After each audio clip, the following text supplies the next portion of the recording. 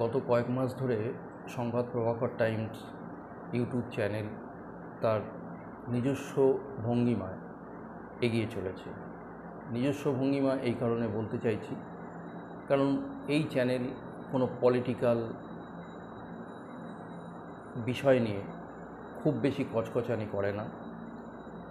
আমাদের চ্যানেলের মূল বিষয় ভাবনা হচ্ছে যে কোনো ধরনের খবরকে আমরা তুলে ধরতে চাই এবং সেই বিষয়টা নিয়ে আলোকপাত করতে চাই আপনাদের সামনে। বিশেষ করে আমরা গুরুত্ব দিয়ে থাকি পর্যটন, বিমান চলাচল, বন্যপ্রাণ, ন্যাশনাল পার্ক, চিড়িয়াখানা, এই সব দিকে এত খবর হচ্ছে, এত কিছু হচ্ছে যে বিষয়গুলো আমাদের আওতার বাইরে চলে যায়।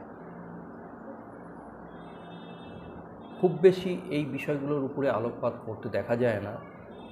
কিছু ইউটিউবার আছেন, যারা ব্লগার আছেন, তারা এই বিষয়টায় আলোকপাত করে থাকেন, কিন্তু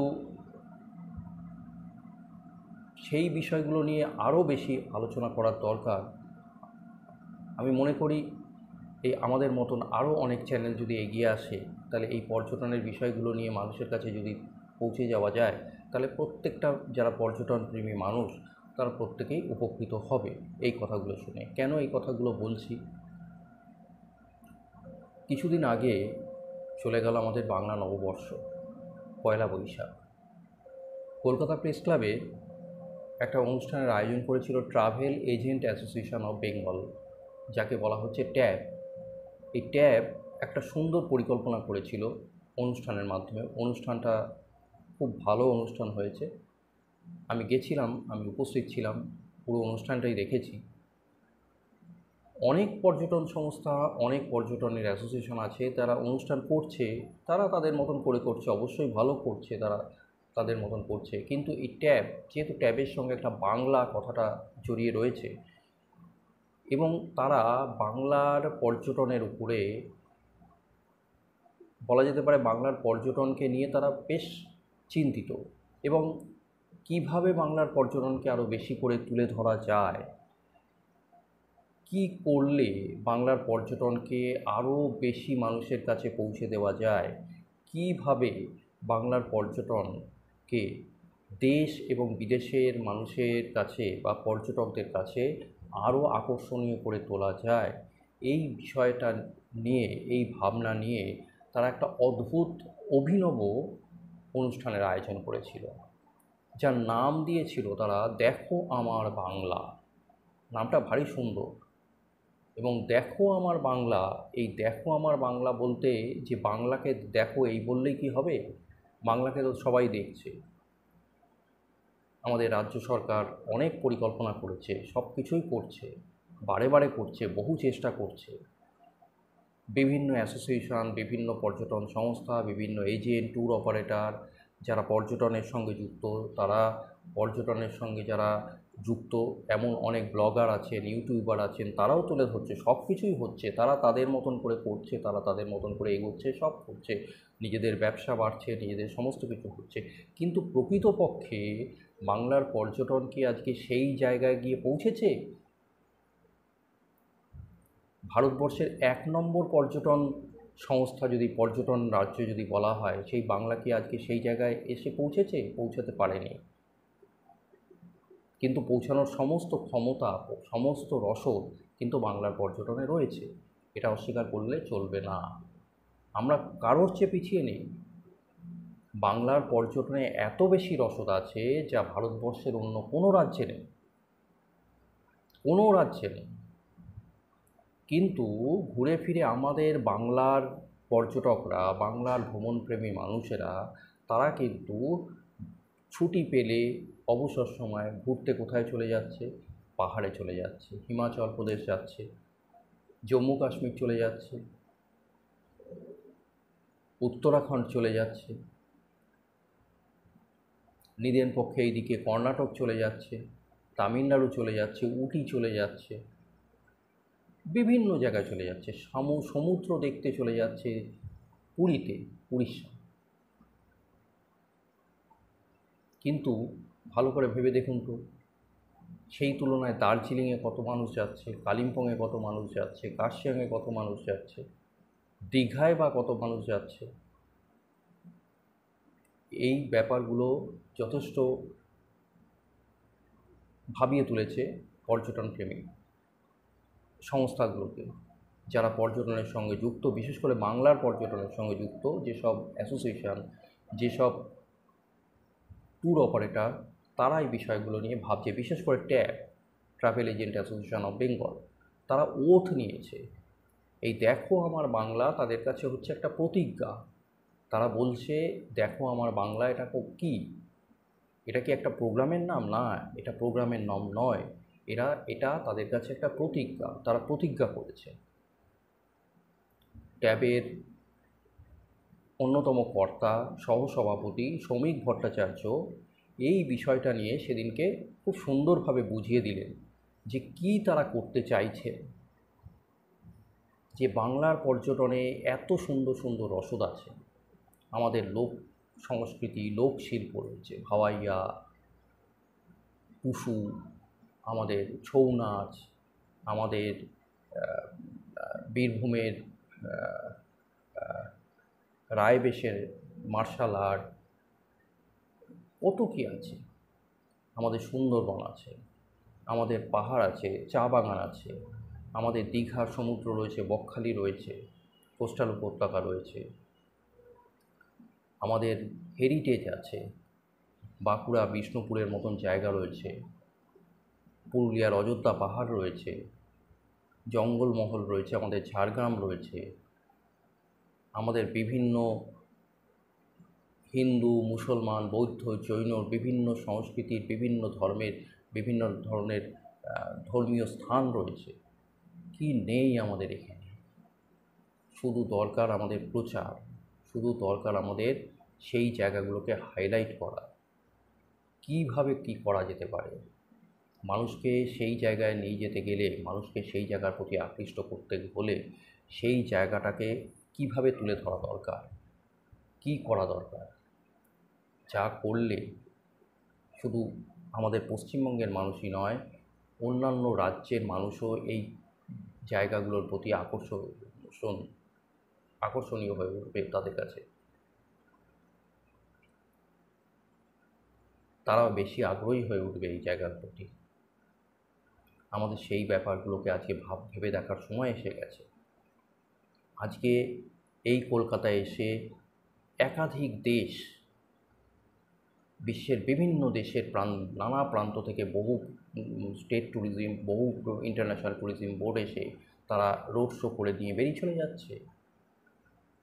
অন্যান্য রাজ্যের ট্যুরিজম বোর্ডগুলো তারা এসে এখান থেকে রোড শো করে নিয়ে বেরিয়ে চলে যাচ্ছে। তাদের সবার মার্কেটটা ধরতে হবে কলকাতার মার্কেট। কলকাতার মার্কেট একটা দারুণ মার্কেট। কলকাতায় প্রচুর পর্যটক রয়েছে। সবাই স্বীকার করছে যে কলকাতা এমনই একটা জায়গা, বাংলা এমনই একটা জায়গা, বাঙালি লোক সবচেয়ে ঘুরতে বেশি ভালোবাসে। এবং সেই বাঙালি পর্যটকদের, বাঙালিদের আকর্ষণ করতে তারা নানান রকম অফার দিচ্ছে, লোভনীয় অফার দিচ্ছে। এমন অনেক রাজ্য রয়েছে যেখানে কিচ্ছু নেই, কিন্তু তারা সাজিয়ে গুছিয়ে নিয়ে বসেছে। এত সুন্দর প্যাকেজ, এত সুন্দরভাবে তারা সাজিয়েছে না, সেই সাজানোর ব্যাপারগুলোকে এত সুন্দর তারা তুলে ধরছে। সেই তুলে ধরার ফলে মানুষ আরও বেশি আকৃষ্ট হচ্ছে এবং তারা সেইখানে চলে যাচ্ছে। আজকে সেই জায়গাগুলো আমরা বাংলার পর্যটনের জন্য আমরা কেন করতে পারবো না? আমাদের তো সেই জায়গাগুলো রয়েছে, আমরা কেন করতে পারবো না? আমাদের বসন্ত উৎসব রয়েছে, আমাদের কার্নিভাল রয়েছে, দুর্গাপুজো কার্নিভাল রয়েছে, আমাদের বিভিন্ন অনুষ্ঠান রয়েছে। আমাদের কেন করতে পারবো না? আমাদেরও এই রাজ্যে বহু ভালো ভালো অনুষ্ঠান হয়। সেই অনুষ্ঠানগুলোকেও যদি আমরা প্যাকেজের মধ্যে আনতে পারি, সেই অনুষ্ঠানগুলোকেও যদি আমরা ট্যুরিজমের মধ্যে অন্তর্ভুক্ত করতে পারি, অবশ্যই মানুষ আকৃষ্ট হবে। আজকে কেরলের বিভিন্ন লোকশিল্প যদি সেই ট্যুরিজমের আওতায় আসতে পারে, আজকে রাজস্থানের সেই লোকশিল্প যদি ট্যুরিজমের আওতায় আসতে পারে, তাহলে আমাদের পশ্চিমবঙ্গের লোকশিল্প কেন ট্যুরিজমের আওতায় আসতে পারবে না, পর্যটনের আওতায় আসতে পারবে না? এই প্রশ্ন আজকে উঠছে। আজকে এই জায়গাটা ধরে আজকে ট্যাব তাদের বিষয়টাকে পরিষ্কার করে দিয়েছে। ট্যাব শুধু বলছে এটা আমাদের বিষয় নয়, আমরা সমস্ত পর্যটন প্রেমী মানুষদের কাছে এই আবেদন করতে চাই, এবং সমস্ত অ্যাসোসিয়েশন যারা পর্যটনের সঙ্গে যুক্ত, এমন অ্যাসোসিয়েশন, সমস্ত অ্যাসোসিয়েশনকে আমরা এগিয়ে আসতে আহ্বান জানাই যে শুধু এটা আমাদের ট্যাবের একার কাজ নয়, এটা সবাই মিলে আসতে হবে, সবাইকে এগিয়ে আসতে হবে। যারা বাংলাকে ভালোবাসে, যারা বাংলার পর্যটনকে নিয়ে ভাবতে ভালোবাসে, যারা বাংলার পর্যটনের উন্নতি চায়, তারা অবশ্যই এই মানে মুভমেন্টে, এই বিষয়গুলোতে তারা এগিয়ে আসা দরকার তাদের প্রত্যেককে। তাহলে এই বিষয়টা আরও বেশি আকর্ষণীয় হয়ে উঠবে, এবং আমরা চাইছি যে এই বিষয়টা সেই দিকে এগোক এবং বাংলার পর্যটন একটা জায়গায় পৌঁছোক। তাহলে সেই বিষয়গুলোকে নিয়ে শ্রমিক ভট্টাচার্য সেদিনকে কলকাতা প্রেস ক্লাবে তাদের অনুষ্ঠানে দেখো আমার বাংলা বিষয়ে এক সুন্দরভাবে আলোকপাত করে বুঝিয়ে দিয়েছেন যে কেন তারা এই বিষয়টা, কী প্রতিজ্ঞা তাদের, কেন কী চাইছে তারা। আসুন তাহলে শোনা যায়, দেখে নেওয়া যাক কী বলছে। আজকের আমাদের মূল যে জায়গাটা আমরা করতে চাইছি, আপনারা দেখছেন বড় বড় করে লেখা আছে দেখো আমার বাংলা। এখন প্রশ্ন, এই দেখো আমার বাংলাটা কি আজকের এই প্রোগ্রামটার নাম? না, দেখো আমার বাংলা একটা প্রতিজ্ঞার নাম, যে প্রতিজ্ঞা নিচ্ছে আজকে ট্যাব, যে বেঙ্গল ট্যুরিজমকে আমরা কিভাবে পর্যটন মানচিত্রে আরও উপর দিকে নিয়ে আসতে পারি তার একটা পরিকল্পনা, অর্থাৎ repositioning of status of Bengal tourism in tourism map based on sustainable development through tourism. এখন প্রশ্ন, এই ভাবনাটা আমাদের ভাবতে হলো কেন?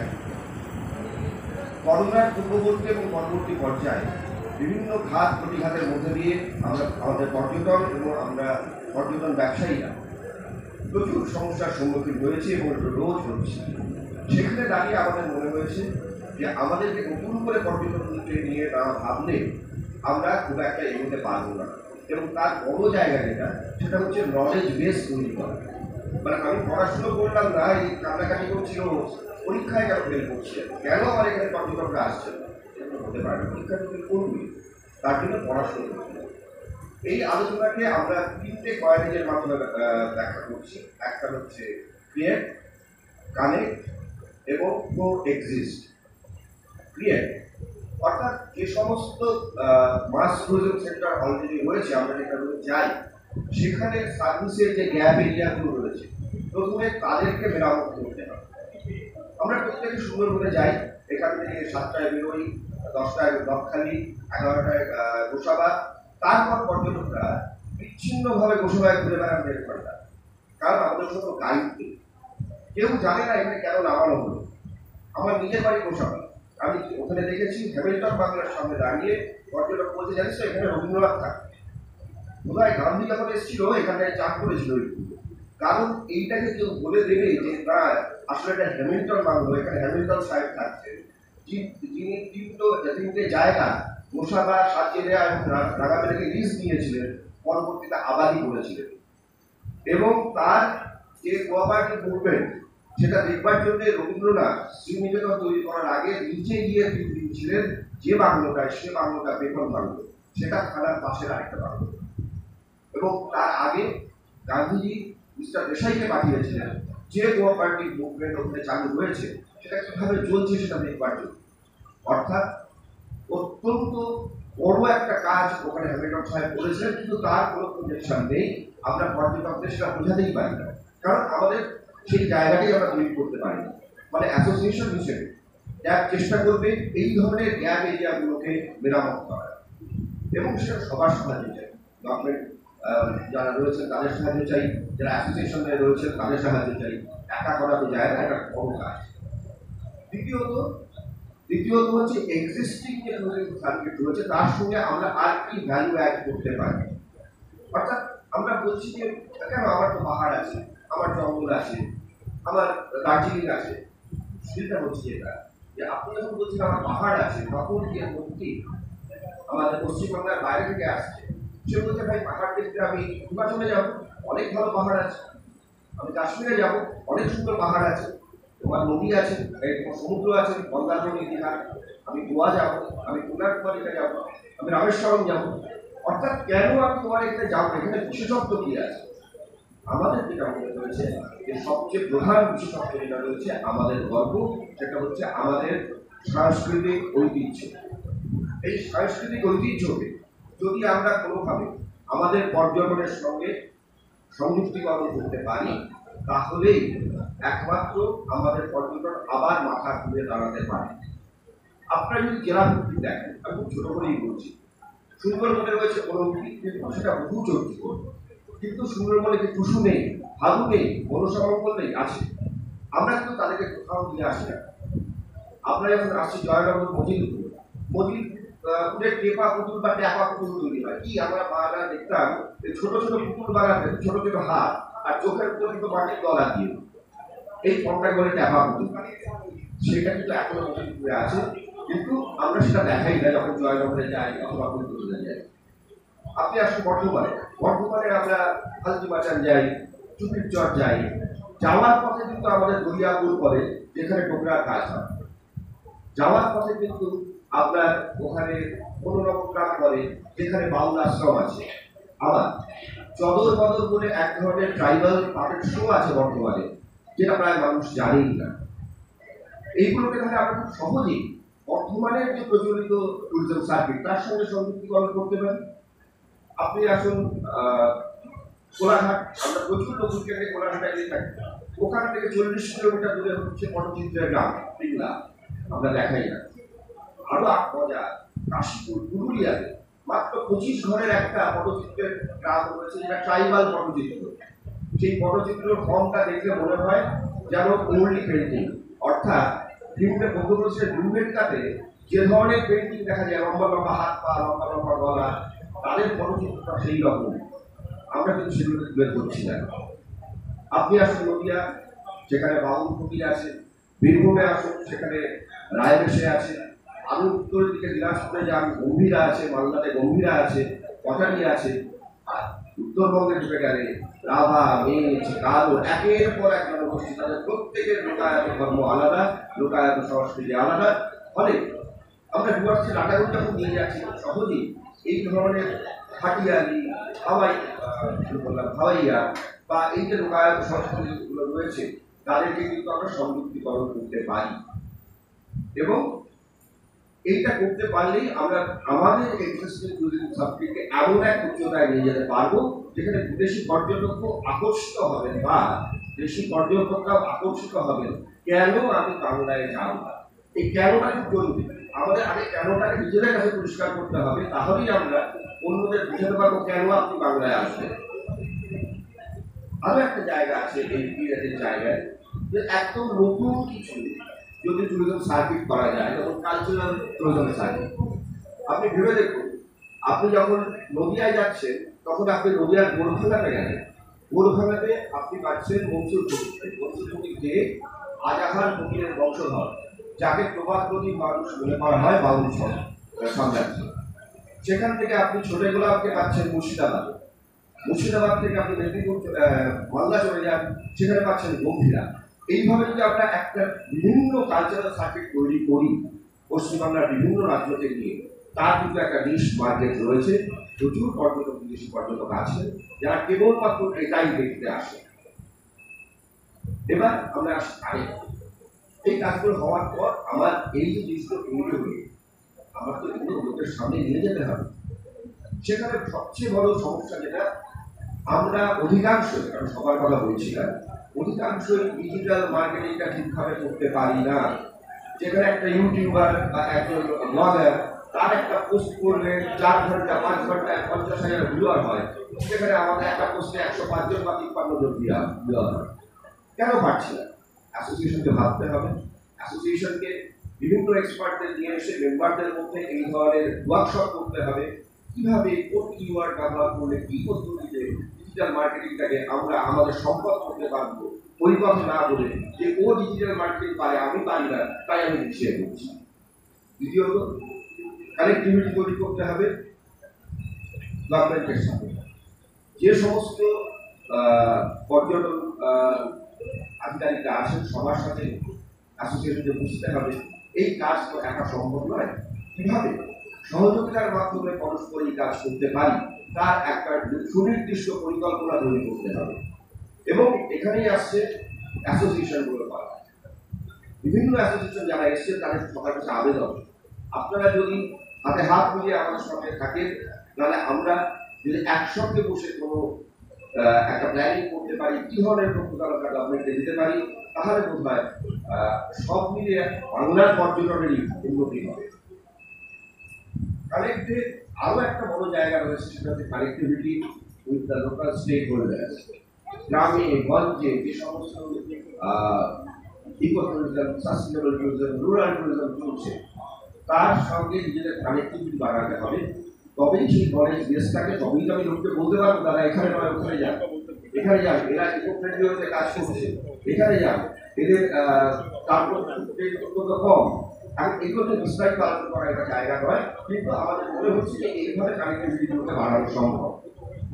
এরপরে প্রশ্ন আসছে পুরো এক্সিস্ট, এটা অত্যন্ত কঠিন জায়গা। তার কারণ স্বার্থের সংঘাত সব জায়গায় আছে। দুটো অ্যাসোসিয়েশন যখন একসঙ্গে হবে তাদের মধ্যে স্বার্থের সংঘাত আছে। যে স্টেক হোল্ডার তার প্রপার্টি এস্টেট বা তার সঙ্গে ট্যুর অপারেটরের স্বার্থের সংঘাত আছে। এখন আমাদের নিজেদের পরিবারের মধ্যে স্বার্থের সংঘাত থাকলে সেখানে এত বড় একটা পরিবার স্বার্থের সংঘাত থাকবে। কিন্তু এখানে আমরা আশাবাদ হতে পারি, আমরা যদি দ্বন্দ্বমূলক বস্তুবাদকে একটু মাথায় রাখি, যে একটা বস্তুর মধ্যে দ্বন্দ্ব আছে তাই উন্নততর বস্তু তৈরি হয়, যেটাকে বলে ডায়ালেকট্রিক্যাল মেটেরিয়ালিজম। আমরা তাই আশাবাদী এই দ্বন্দ্ব আমাদেরকে সাহায্য করবে আরো পরস্পরের কাছে আসতে। এবং আমরা যদি কাছে আসতে পারি, তাহলে যে পরিকল্পনার কথা আজকে আমি বললাম, যে প্রতিজ্ঞা আজকে ক্যাব নিয়েছে দেখো আমার বাংলা, সেটা আজকের দিনের শুরুয়াত। আজকে থেকে সারা বছর ধরে এই প্রতিজ্ঞাগুলোকে আমরা পালন করব এবং আমরা আশা করব, আসলে আমরা অ্যাসোসিয়েশনগুলোর কাছে দাবি করতে পারি না, তাদের কাছে অনুরোধ করতে পারি যে আমরা যদি একসাথে এই ধরনের কোনো একটা প্রোগ্রাম তৈরি করে দেখো আমার বাংলাকে আমার দেশে বিদেশে পর্যটকের সামনে নিয়ে আসতে পারি, তাহলে পর্যটনের উন্নতি হবে। আর এখানে যারা মেম্বাররা রয়েছে তাদেরকে আমি তাদের কাছে দাবি করব যে আপনার যে প্রমোশনাল মেটেরিয়াল রয়েছে, আসুন সামনের 2 মাসের মধ্যে তার একটা পেজ, সেটা ওয়েবসাইট হতে পারে, সেটা ব্রোশার হতে পারে, তার একটা পেজ দেখো আমার বাংলাকে আমরা ডেডিকেট করব। সেখানে বাংলার বিভিন্ন যে ধরনের পর্যটন সম্ভাবনা রয়েছে তাদেরকে আমরা প্রতিফলিত করার চেষ্টা করব। কি মেম্বাররা আমরা পারবো এটা করতে? আরেকটু জোরে শুনতে পাচ্ছি না, পারবো তো? বেশ, তাহলে এই কাজ আমরা এগিয়ে নিয়ে যাব। আপনাদের সবাইকে অনুরোধ করছি সঙ্গে থাকুন। দেখুন পরের বছর ঠিক একই দিনে আমরা এখানে আবার এরকম একটা আলোচনা সভা বসাবো। তার মধ্যে আজকে সবাই যেহেতু সীমিত, অন্য অ্যাসোসিয়েশন মেম্বারদের সঙ্গে হয়তো আমরা আলোচনা করতে পারছি না। আমরা যেগুলো বললাম তারা কোথাও আমাদের সঙ্গে সহমত হতে পারে, কোথাও তারা অন্য মত পোষণ করতে পারে। খুব তাড়াতাড়ি সবাইকে নিয়ে বসার একটা চেষ্টা করবে। এই দেখো আমরা বাংলা এজেন্ডাকে মাথায় রেখে কিভাবে আমরা একসাথে এগিয়ে যেতে পারি তার একটা পর্যালোচনা সভা। ধন্যবাদ, নমস্কার।